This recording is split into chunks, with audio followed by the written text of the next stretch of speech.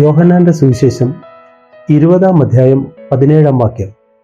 യേശു പറഞ്ഞു, നീ എന്നെ തടഞ്ഞു നിർത്താതിരിക്കുക, എന്തെന്നാൽ ഞാൻ പിതാവിൻ്റെ അടുത്തേക്ക് ഇതുവരെയും കയറിയിട്ടില്ല. ഒരു വ്യക്തിയുടെ യാത്ര അവസാനിക്കുന്നത് പുറപ്പെടുന്ന സ്ഥലത്ത് തിരികെ എത്തുമ്പോഴാണ്. രക്ഷാകര ചരിത്രത്തിൽ ഏറ്റവും വലിയ ഒരു യാചന നാം കാണുന്നത് യേശു മഗ്ദലന മറിയത്തോട് യാചിക്കുന്നതാണ്. വിശന്ന് വേണമെങ്കിൽ കഴിയാം, രോഗിയായി വേണമെങ്കിലും കഴിയാം, എന്നാൽ എപ്പോഴാണ് മടങ്ങി വരുവാൻ ആഗ്രഹം വരുന്നത്? പ്രതീക്ഷിച്ചതുപോലെ ഒന്നുമല്ല ഇവിടെ എന്ന വിലയിരുത്തലാണ് മടക്കയാത്രയ്ക്കുള്ള തുടക്കം.